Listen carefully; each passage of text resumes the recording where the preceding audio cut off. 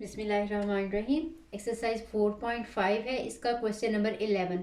आपको पोलिनोमियल दिया हुआ है, ठीक है, x Q plus 2x² plus के एक्स प्लस 4 और साथ में डिवाइज़र दिया हुआ है। यानी कहा कि अगर x-2 के साथ डिवाइड करें तो रिमाइंडर जो है वो 14 हमारे पास आता है। तो आपने इसमें से ये जो k है इसकी वैल्यू फाइंड आउट करनी है, ठीक है।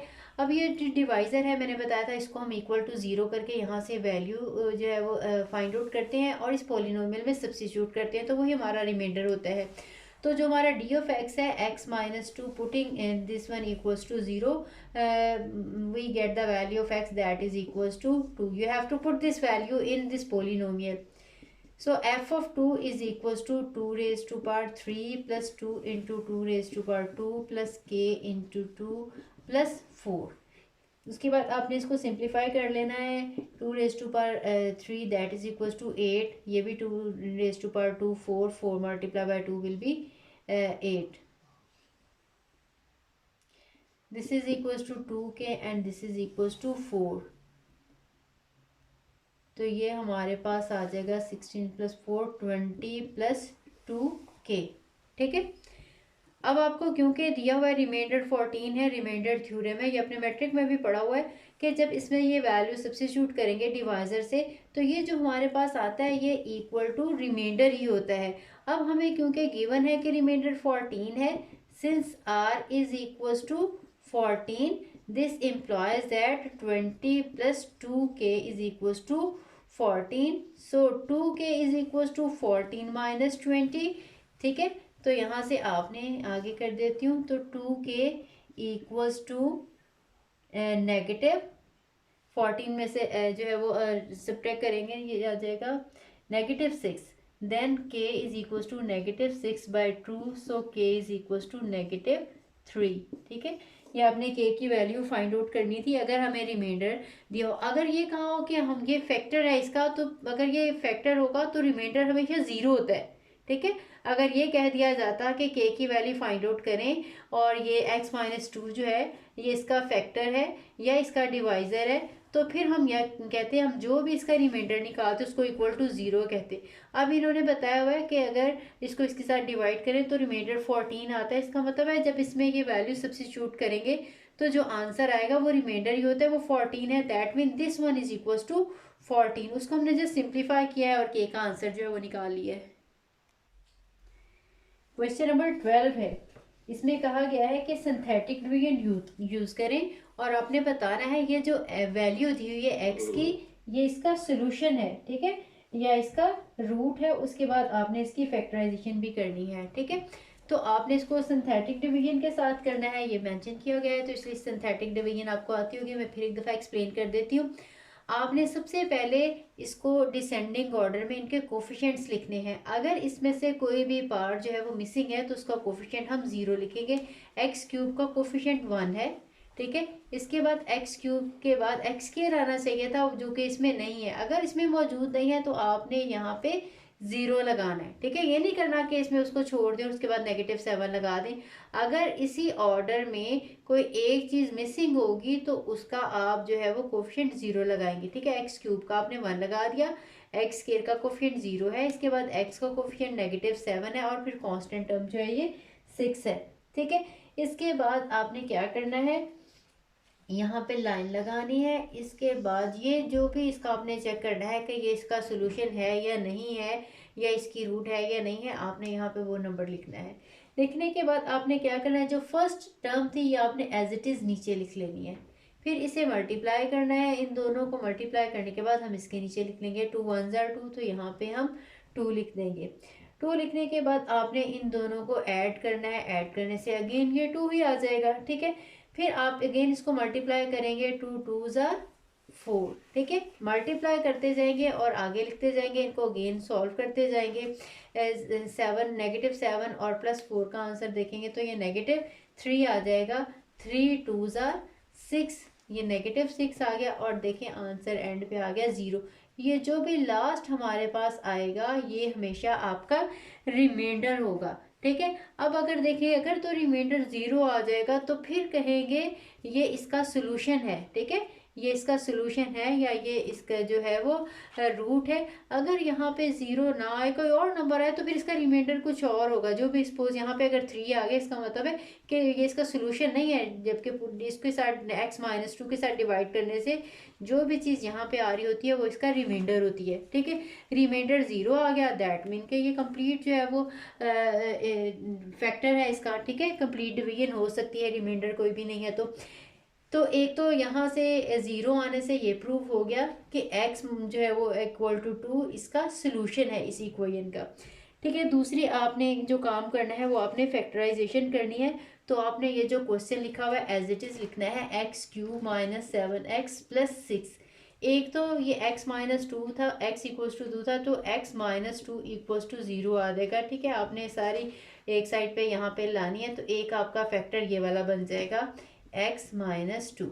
ठीक है, अगर x इक्वल टू -2 होता तो x + 2 इसका एक तो फैक्टर होना था, और दूसरा फैक्टर आपको यहाँ से पता चलेगा। ठीक है, अब यहाँ से अगर हम देखें ये कांस्टेंट टर्म है, अब ये वाला x का कोफिशिएंट है और ये x² का कोफिशिएंट है, तो हमारे पास ये जो है इसका जो सेकंड फैक्टर बनेगा वो आ जाएगा x² + 2x -3।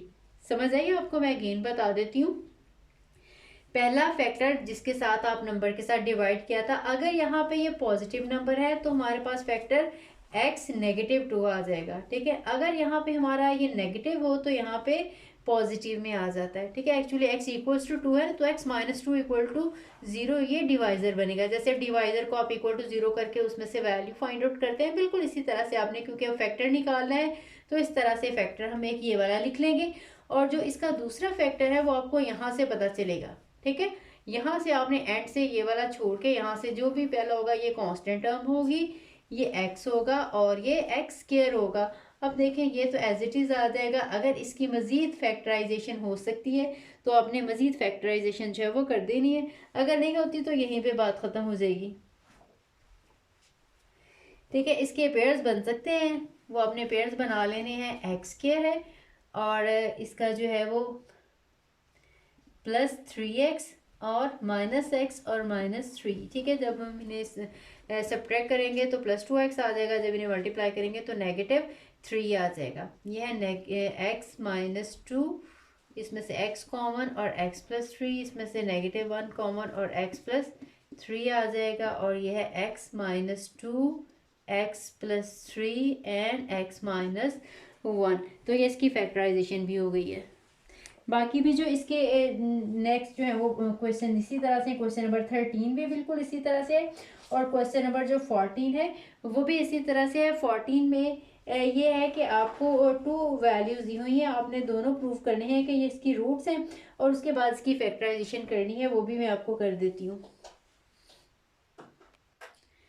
क्वेश्चन नंबर 14 है, पहले आपने उसी तरह से कोफिशिएंट्स इसके लिखने हैं। सबसे पहले देखें x के पार्ट 4 सबसे बड़ा है इसमें फैक्टर, तो आपने यहाँ पे 2 लिख लिया इसका कोफिशिएंट, फिर x³ का आपने 7 लिख दिया, x² है -4 लिख दिया, और फिर x का -27 और ये -18, और उसके बाद आपने ये लिख लेंगे, कोई मर्जी पहले ये भी पहले लिखा जा सकता है और ये वाला भी पहले लिखा जा सकता है। ठीक है, आपने 2 यहाँ पे मैंने लिखने के बाद फर्स्ट जो है ये 2 एज इट इज़ मैंने कहा था, जो भी टर्म होगी ये एज इट इज़ यहाँ पे लिखती जाने से, नेक्स्ट इस नंबर के साथ मल्टीप्लाई करना है और नेक्स्ट टर्म के नीचे लगा देना है। 2 2s are 4 हम यहाँ पे लिखेंगे, इसके बाद इन्हें ऐड करेंगे तो यहाँ पे आंसर आ जाएगा 11। 11 को 2 के साथ मल्टीप्लाई करेंगे 22, 22 - 14 करेंगे तो ये आंसर आ जाएगा 18।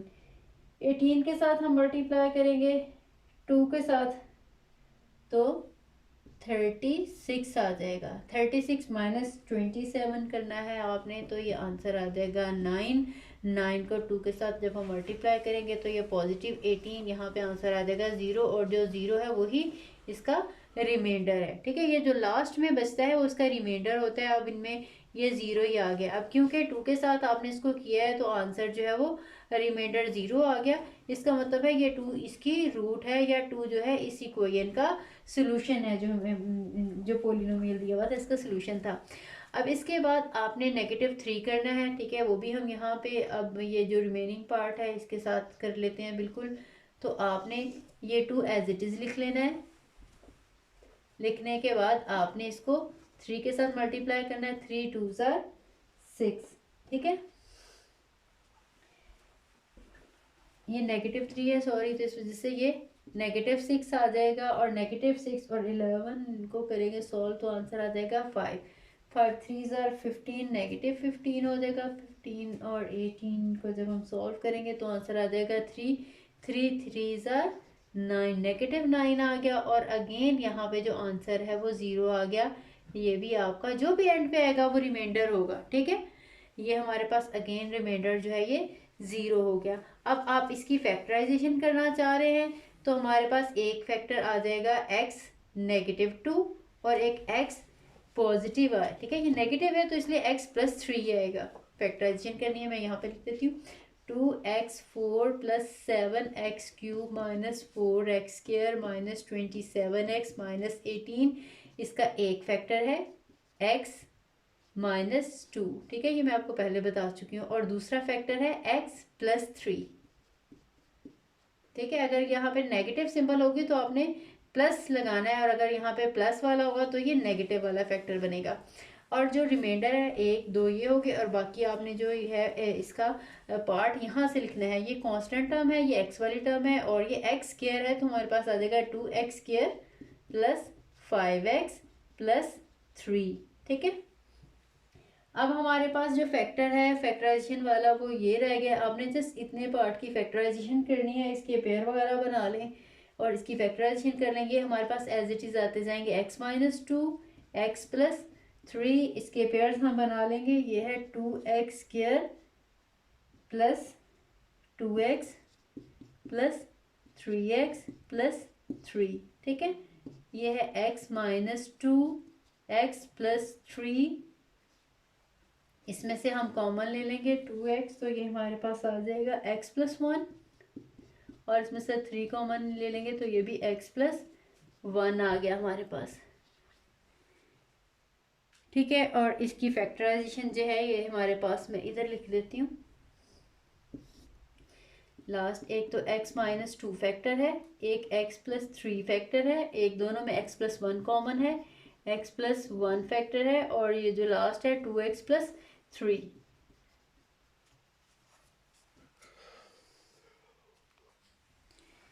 क्वेश्चन नंबर 15 है। आपको पोलिनोमियल एक दिया हुआ है और साथ में बता दिया कि x + 1 भी उसका फैक्टर है और x -2 भी इसका फैक्टर है, ठीक है। अगर फैक्टर जो भी दिए हैं उसको इक्वल टू 0 करके वहाँ से हम x की वैल्यू जो है वो फाइंड आउट करते हैं और उसके साथ सिंथेटिक डिवीजन करते हैं। अगर डायरेक्टली हमें कहा हुआ कि 2 इसकी रूट्स है या 3 इसकी रूट्स है या 1 इसकी रूट है, तो फिर डायरेक्टली हम 1 2 या 3 के साथ सिंथेटिक डिवीजन करते हैं, ठीक है। लेकिन अगर आपको इस टाइप का फैक्टर दिया होगा कोई, तो फिर आपने यहाँ से इसको 0 के इक्वल करके वहाँ से वैल्यू फाइंड आउट करनी है और वो हमने लगानी है। हमने P और Q का आंसर जो है वो फाइंड आउट करना है। तो सबसे पहले सिंथेटिक डिवीजन के लिए आपने इनके कोफिशिएंट लिखने हैं। आपने 1 लिखा x³ का, ठीक है। x² का कोफिशिएंट आपने P लिख लिया, x का कोफिशिएंट Q लिख लिया, और कांस्टेंट टर्म है हमारे पास 6, ठीक है। जब आप इसमें x + 1 को 0 के इक्वल करेंगे तो x का आंसर -1 आ जाएगा। -1 के साथ आपने इसको सिंप्लीफाई करना है। तो फर्स्ट टर्म मैंने बताया था ये वाली टर्म हम एज इट इज़ लिखते हैं, फिर इन्हें मल्टीप्लाई करेंगे, याद रखें -1। अब p और -1 को क्योंकि सॉल्व तो हम कर नहीं सकते, ठीक है, तो हम p - 1 एज इट इज़ लिख लेंगे। अब इसको जब हम -1 के साथ मल्टीप्लाई करेंगे तो p नेगेटिव हो जाएगा और 1 जो है वो पॉजिटिव हो जाएगा। -p + 1, ठीक है। इन्हें ऐड करेंगे, अब ये भी टर्म ऐड नहीं हो रही तो इनको ऐसे ही लगा लेना है आपने, q - p + 1। अगेन आपने ये जो है माइनस के साथ इसे जब मल्टीप्लाई करना है -1 के साथ, इनके सबके सिंबल्स चेंज हो जाएंगे। आ जाएगा -q + p -1। अब हमने इन्हें सॉल्व करना है। ये -q एज इट इज़ आ जाएगा, plus p as it is आ जाएगा। 6 और -1 जो है सॉल्व हो सकते हैं, जो कि +5 आ जाएगा, ठीक है। अब हमारे पास जो है लास्ट टर्म, मैंने कहा अगर क्योंकि ये फैक्टर है तो लास्ट टर्म की जो रिमाइंडर होती है ये इक्वल टू 0 होती है, क्योंकि x + 1 जो था ये इसका फैक्टर था, ठीक है। आपने यहाँ पे रीजन लिख लेंगे, since x+1 is factor of given polynomial so this one should be equals to 0, ठीक है। यहाँ पे मैंने लिख दिया, आपने यहाँ पे लिखना है, या बेहतर यह है कि स्टेटमेंट बाद में हम लिख के फिर हम ये करेंगे, ठीक है। मैंने आपको बता दिया कि फैक्टर होने की वजह से यहाँ पे मैंने आपको बताया 0 आना चाहिए, तो क्योंकि दिया हुआ ये इसका फैक्टर था तो लाजमी बात है कि ये जो भी चीज़ है ये इक्वल टू 0 है। अब हमारे पास सेकंड जो है वो दिया हुआ था, डिवाइजर x-2 था, तो यहाँ से x का आंसर जो है वो 2 आपने लेना है और उसके साथ सिंथेटिक डिवीजन करनी है। 1 एज इट इज़ आ जाएगा, 2 के साथ मल्टीप्लाई करें, अब p तो ऐसे ही आ जाएगा। इन -1 और 2 को हम सॉल्व कर सकते हैं, इसका आंसर आ जाएगा +1, ठीक है। अगेन 2 के साथ मल्टीप्लाई करेंगे तो वो आ जाएगा 2p, ठीक है, और साथ में आ जाएगा +2। इसको सॉल्व हम कर लेंगे तो ये q एज इट इज़ आ जाएगा और ये +p आ जाएगा और ये +3 आ जाएगा, ठीक है। अब हमारे पास क्योंकि -1 भी इसका सोल्यूशन है और ये +2 भी इसका सोल्यूशन है, हम लिखेंगे सिंस, या ये लिख लें x+1 and x-2 are factors of given polynomial so this one is equal to 0 and this one is equal to 0, ये लिख लें, या ये लिख लें कि -1 and -2 are the roots of given polynomial. So ठीक है, ये स्टेटमेंट लिखनी है, मैं ये लिख ही देती हूँ। Since x+1 and x-2 are factors of, पूरा लिख लें या गिवन पोलिनोमियल लिख लें,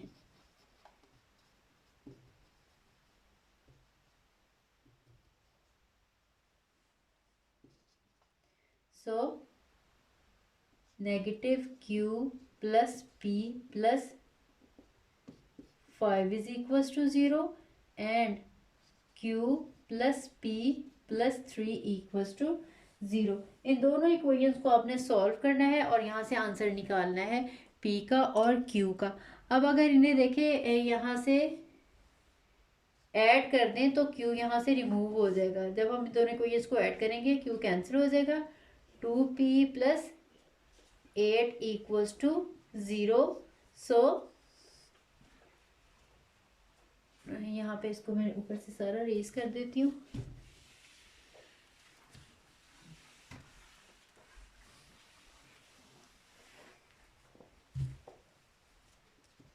(2p is equals to -8 and p is equals to -8/2, p equals to -4, ठीक है। आपके पास p का आंसर आ गया। अब आपने q का आंसर फाइंड आउट करना है, चाहे इन्हें सब्ट्रैक्ट कर लें तो तब भी आ सकता है, अदरवाइज किसी भी एक इक्वेशन में सब्स्टिट्यूट कर लेते हैं तो वहाँ से सॉल्व कर लेंगे। Since q + p + 3 is equals to 0, हम लिखते हैं since q + p + 3 equals to 0, यहाँ पे हम वैल्यू पुट करते हैं p की, सो q - 4p की वैल्यू है यहाँ पे -4, तो आपने यहाँ पे लगा दिया +3 equals to 0, so q - 1 is equals to 0, so q equals to 1। तो हमारे पास p का आंसर जो है वो -4 आ गया और q का आंसर जो है ये 1 आ गया है। जो क्वेश्चन नंबर 16 है ये बिल्कुल इसी तरह से है, find the values of a and b if -2 and +2 are the roots of the polynomial। इस क्वेश्चन में हमें फैक्टर्स दिए हुए थे, उसमें से हमें x की वैल्यू फाइंड आउट करनी पड़ी थी, लेकिन जो क्वेश्चन नंबर 16 है इसमें -2 के साथ आपने एक दफ़ा सिंथेटिक डिवीजन करनी है, एक दफ़ा आपने +2 के साथ सिंथेटिक डिवीजन करनी है, जो भी रिमाइंडर आएंगे उनको इक्वल टू 0 कर लेंगे। आपकी अपनी मर्जी है, चाहे सिंथेटिक डिवीजन के साथ कर लें या उसमें वैल्यू सब्स्टिट्यूट करके भी आप फैक्टर जो है वो फाइंड आउट कर सकते हैं। आपको जो भी मेथड इजी लगे उस तरीके से आप कर लें, क्योंकि इस क्वेश्चन में कहा नहीं है कि सिंथेटिक डिवीजन यूज़ करते हुए करना है, तो हम ऐसे भी पोलिनोमियल में वैल्यू पुट कर सकते थे। f(x) इज इक्वल टू जो भी पोलिनोमियल है तो f(2) सब्स्टिट्यूट कर दें और एक दफ़ा f(-2), इसको सिंप्लीफाई करेंगे, जो आंसर आएगा वो रिमाइंडर होगा। इसी तरह से -2 लगाएंगे, सिंप्लीफाई करेंगे, जो आंसर आएगा वो रिमाइंडर होगा, ठीक है।